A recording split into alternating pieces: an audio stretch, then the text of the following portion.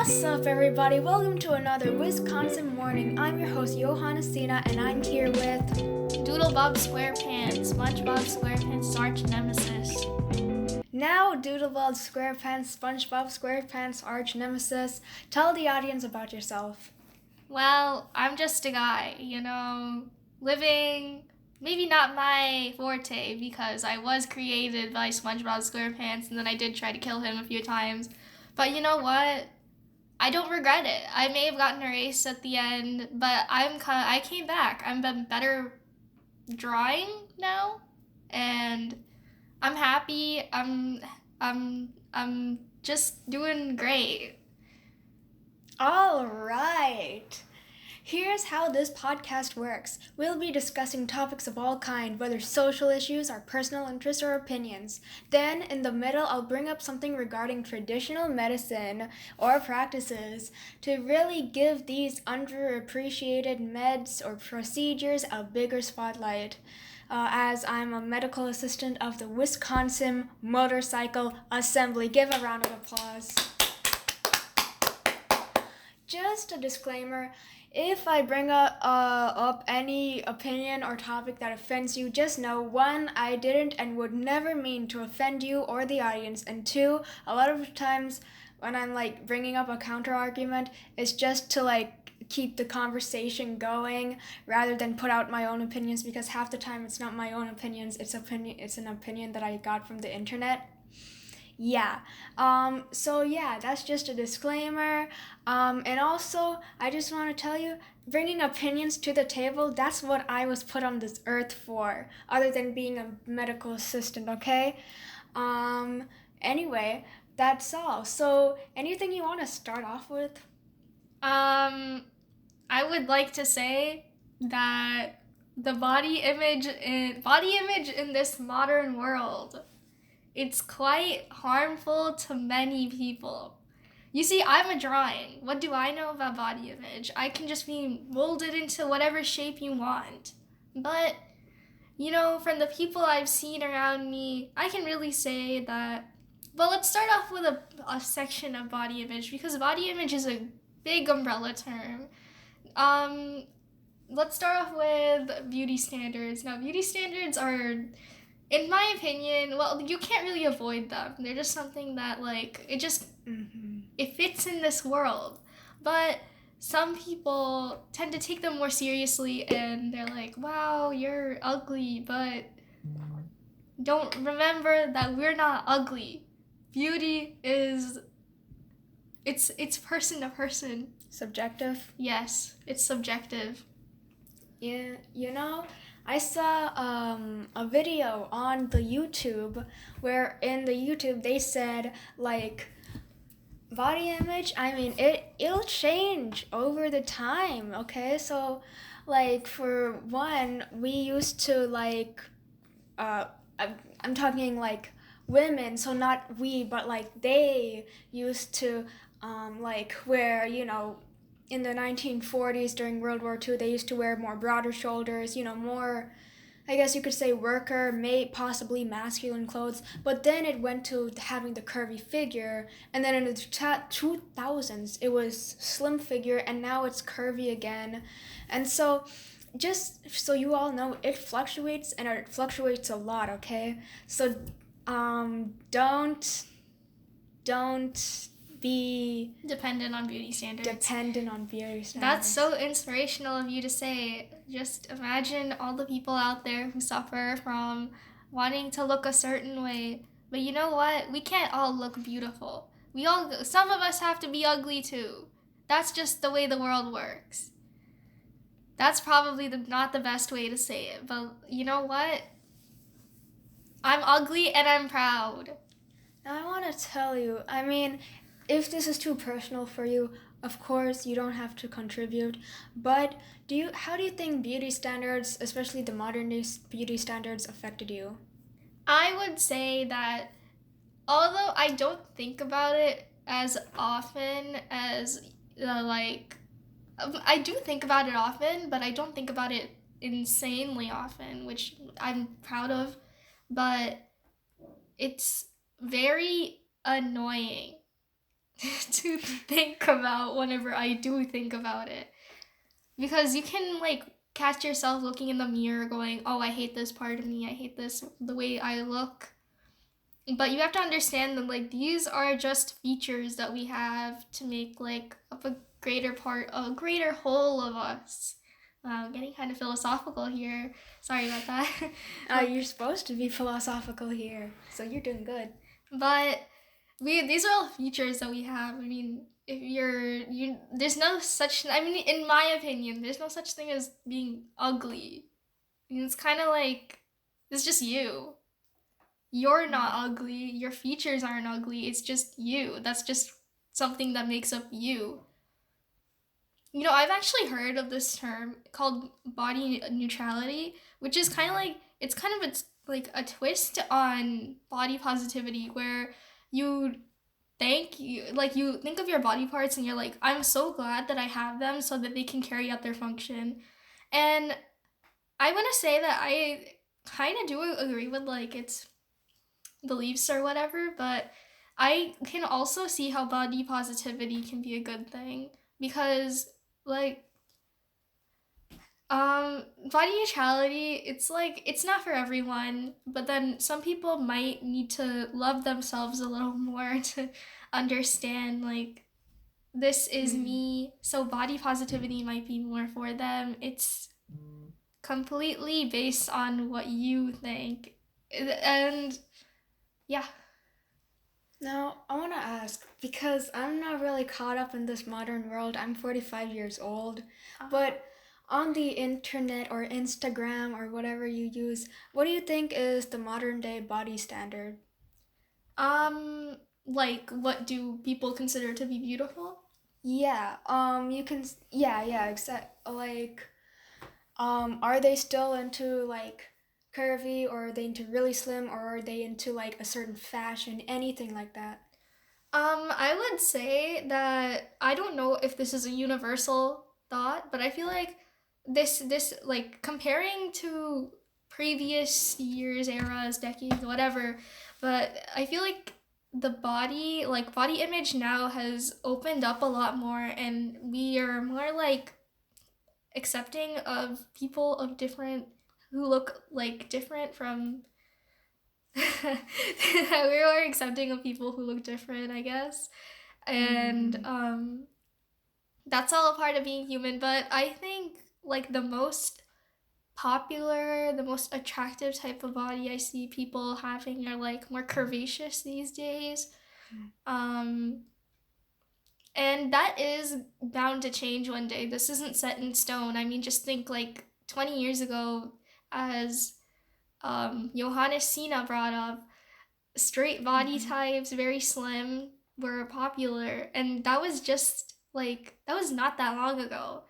But now it's like very curvaceous people, or they're seen as the pinnacle of beauty, which is, like, as I said, it's not set in stone at all.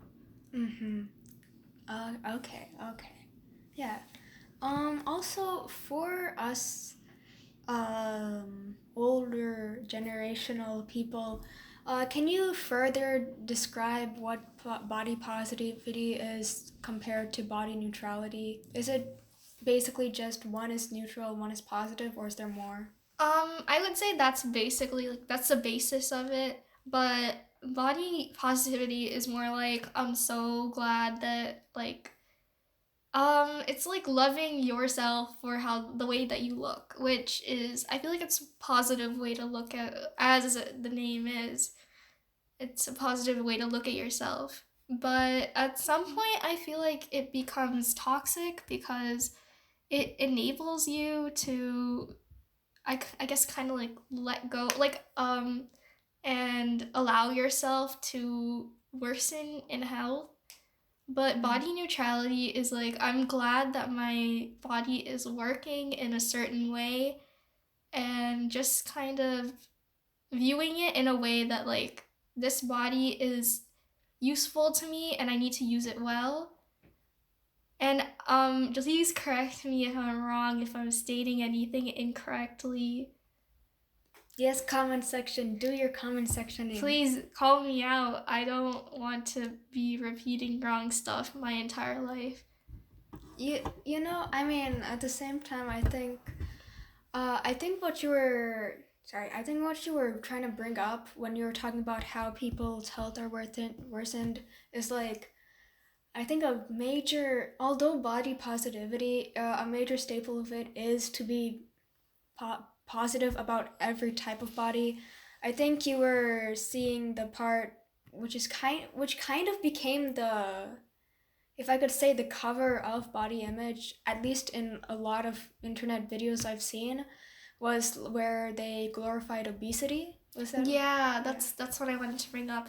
I know that not there are like so many cases where people can't like they can't control the way they look, but there are people who can make a change, but they are kind of more comfortable with the idea that they don't want to change.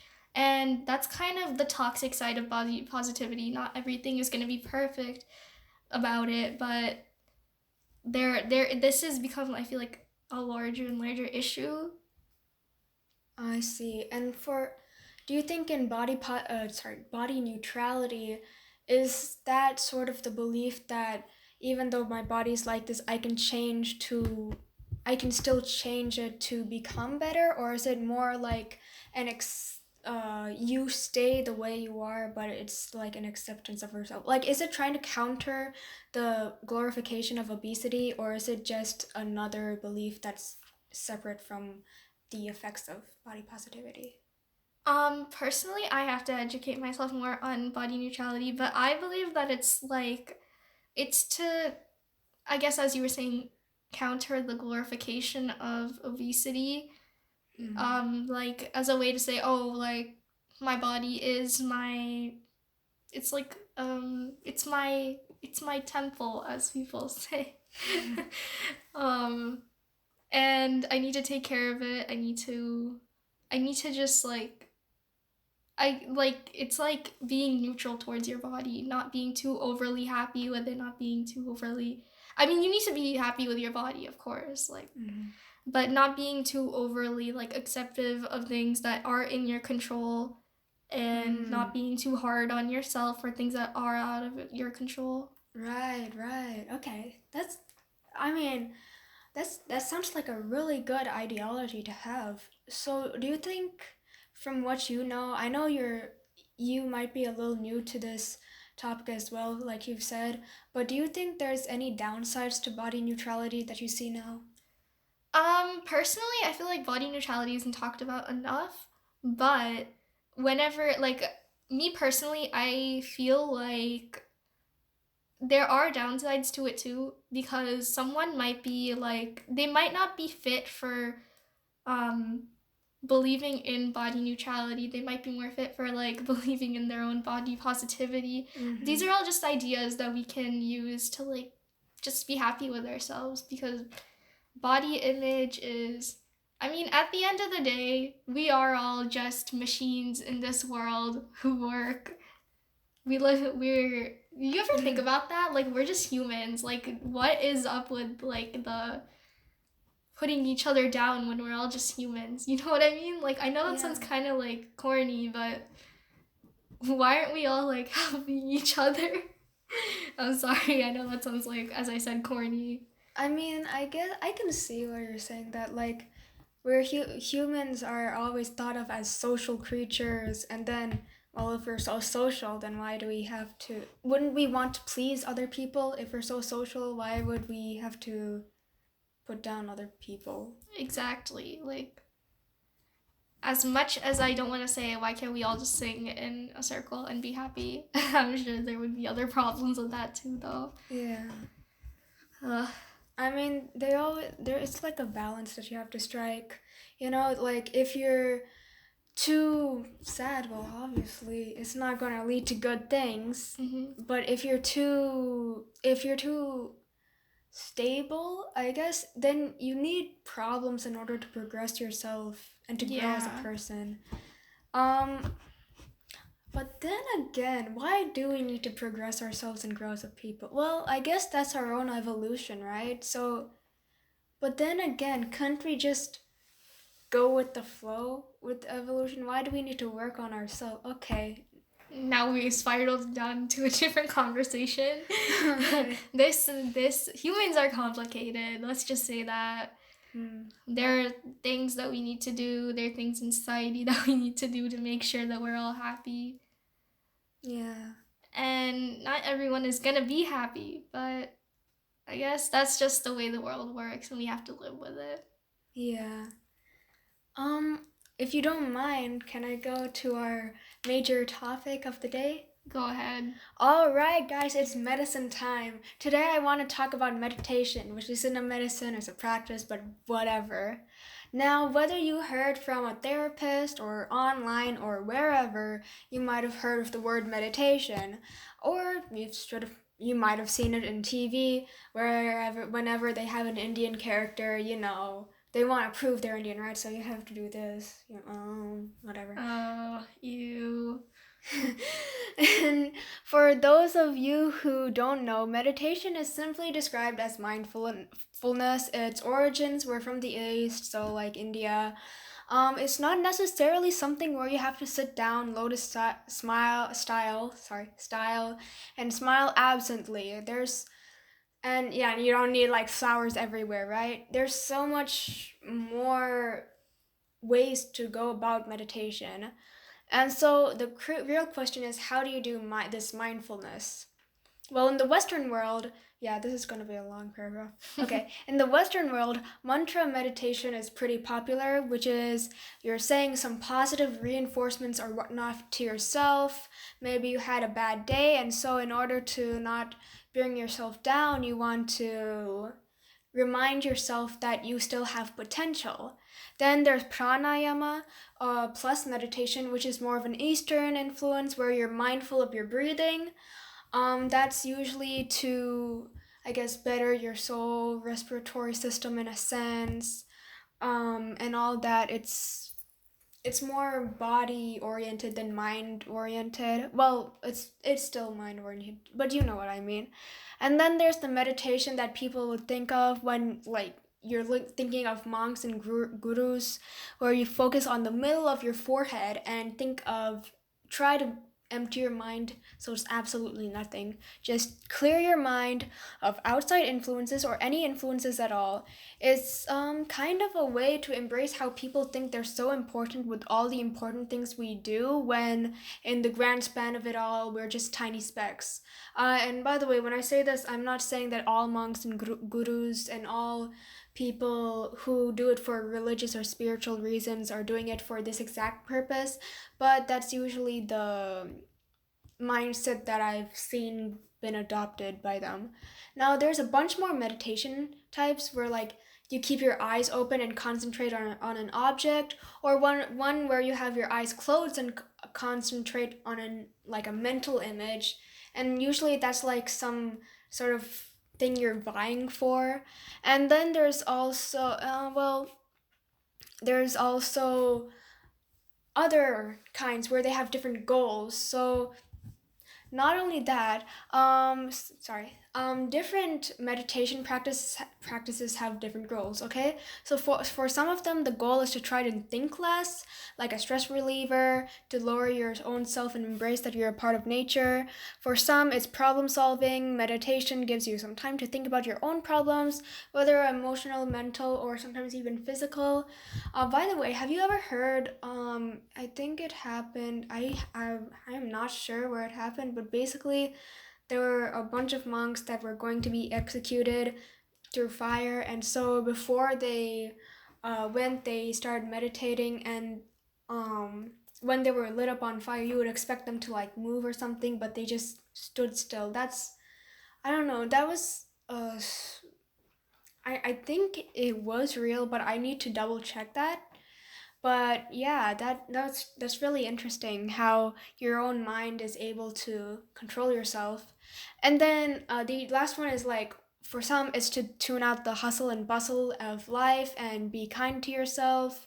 And I think for most people it's just a mix of all of them. So I want to ask you, like, have you ever meditated before? Yes, I have. And what was your goal in it? I just wanted to relieve myself of some stress. I just wanted to find some peace. How did you do it? Like, what was your Um, process? you see, it's been a very long time, but they were like if I say I did meditation, can I include yoga in that? Yeah, sure. Okay, so I just did a few like stretches here and there, you know. Well, were you like thinking of anything specific, or like were you more mindful of your body, or were you like having a mental image of a sort, maybe positive reinforcement, anything like that? Um, I don't think I think I just went through it like very empty-headed, which I don't know if that's the main basis of meditation, but I was just like, taking deep breaths in, deep breaths out, like I wanted to be empty-headed. Oh, okay, I see. I heard a lot of people, they kind of, what do you say? They really support the kind of meditation where you're more empty-headed. Not in the sense that you're dumb, in the sense that like you don't have to think, as you're not stressing about some outside world or anything. You're more, I guess, more contained in yourself. And when you were actually doing it, was that what you were doing, or did you ever have like thoughts that strayed? Um, like straight away from the meditation, right? Yeah. I'm sure I had thoughts that were like just distractions, like oh that there's a dog there, like something like that. But again, it was a long time ago. Hmm. Can I ask why you didn't continue with it? I guess I just didn't have enough time. I kind of forgot about it, and I didn't prioritize it enough, which honestly kind of bad on me. By the way, how long would you do those stretches? Probably like I don't know, like 5 to 10 minutes, not very long. I see. And the last one I want to say is, like, after your whole meditation session, did it work at all? Like in the rest of the day that you had? It was, I mean, I felt more like, how you feel after a workout? You feel very like accomplished, and it's kind of like that. That's nice. And would you recommend it to the people? That's the big one. Yes, I would recommend it to anyone who wants to practice mindfulness, wants to be a little more happy, I guess. I don't know if it exactly correlates with happiness, but you can be cozy and warm because of meditation. And no one wants to be not cozy and warm. I mean, a lot of people say like it helps lower the symptoms of depression, anxiety, all that. So it probably makes you at least content, if not happy. Yeah. Yeah. I so for me personally, I went to like this class, and basically it was supposed to be for spiritual, like, so it's supposed to be more spiritual instead of like, anything else, God and Yeah. whatever, it's religious. And so, yeah, I have meditated before. My goal in it, so during that time, I think whenever I was thinking of it, I had like some sort of like thing on my mind. I was stressed or whatever. Maybe it wasn't even school work. Not that I'm in school. I'm 45 years old. You're trying to still complete med school? Come on. um, maybe it was Wisconsin motorcycle assembly school work and stuff like that. But it wasn't always like that. Sometimes it was just like, I'm still a young 45-year-old. So, yeah, 45 years young, I heard. Yeah, 45 years young. And so I would old like... man. Frick you. And so like I would like be worrying about something, and what I did was they basically told me, okay, focus on the middle of your mind and try to be empty in thought. I tried that. I didn't feel good after that, not gonna lie. I'm not saying it won't work for you, okay? It might work, there, but yeah, it didn't really work for me. Even if I tried thinking about God, it just, I don't know, it just made me feel more stressed afterwards. But I think how I got it to be better was instead of focusing on my mind, I focused on my body, as a Yeah. whole. And then I wouldn't really try to be empty minded more than I would try to like problem solve my own, whatever was going on in my mind. And that really helped me more than empty mindedness. So I think yeah, it does really vary from person to person. I feel like, I mean, what? Oh, and did it work? Well, afterwards, yeah, it did. It did work at like that plus other factors. It did work. So yeah, I'd recommend it. Um, Now, would I personally think it's varies from person to person. What do you think? Do you think there's like an actual set method that you have to do, everyone has to do? No, of course not. I feel like it's more like just think of something and whatever works for you, it works. It's subjective, just like body image. Ha ha Yeah. ha ha. Oh wow, the thing. Yeah, look at that, the way the tables turn. Yeah. I do think if there is like a specific way you have to do it, every human has to do it, God made it this way or whatever, it's probably you have to start off doing your own way first and then like I guess work your way up to some sort of like other way of doing it. But like I'd say when you're starting off, you have to start off in your own way. Yeah. And so that's I do you have anything else you want to say about meditation? No, I think that you just wrapped it up well. So, On a scale of 1 to 10, how much would you recommend? uh, 8 out of 10. 8 out of 10. That's solid. Solid, guys. It's pretty solid. Um, well, now we have like, I'll say like 10-ish more minutes. So do you want to bring up any other topic? The food recently is, have you gone to any fast food places recently? Yesterday I went to Taco Bell. Real. Have you noticed that? Okay, see, because I went to Canada recently and I really wanted something to eat. So please don't judge me. But I went to Wendy's, okay? And I got a sandwich because I was so hungry and I was like, literally anything will solve my hunger.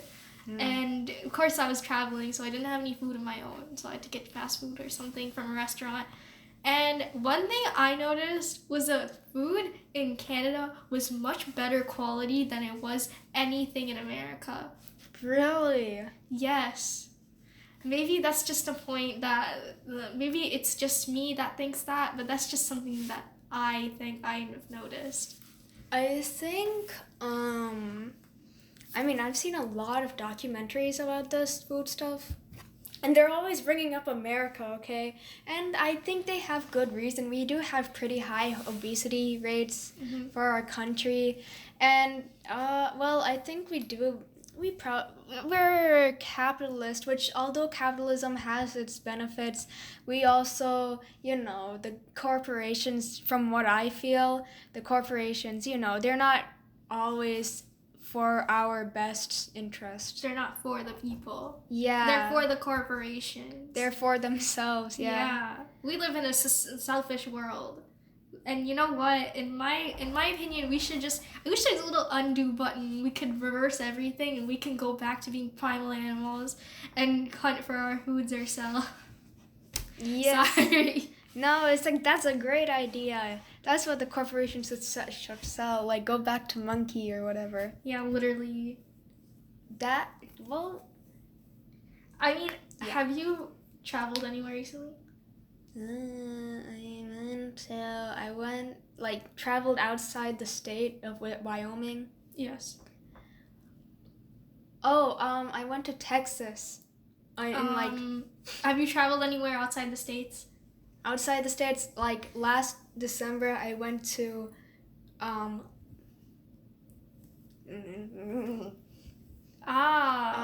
Okay. okay. That Japan. Oh wait, I did go to Japan on April. And did you eat any food from there? I did. It would be kind of crazy if you didn't. Yeah. I would probably look at you weird if you didn't.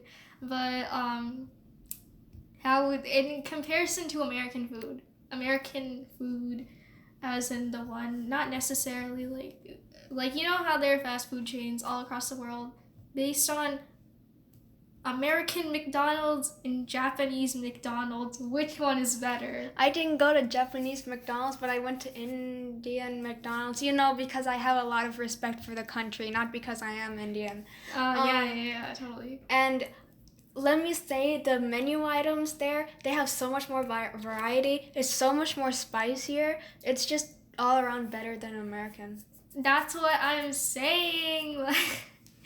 Like American fast food chains, I feel like, don't prioritize the quality. And then it's, like, unnecessarily expensive, too. Like, what do you mean I'm gonna pay, like, $30 million for this sandwich that you gave me one pickle in and just, like, a bun? Like, that's nothing. Like, come on. Where's the substance here? On God. That's true. I mean, I think a lot of it, I think part of it is because, like, spices are more of something that you'd find in India.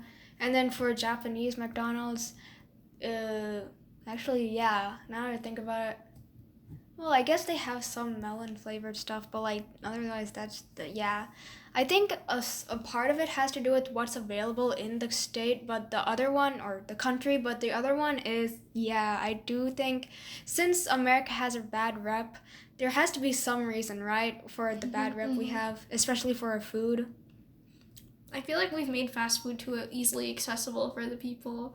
We need to, like, shun them out we need to, like, shun people out whenever they, like... I'm just kidding. Don't shun people out whenever they eat fast food, or else I'd be very shunned. I would literally not be accepted back into society. But I think we should, like, every time someone makes bad food, we should report them, and then they should be closed down, because I think we should be more strict with the food here.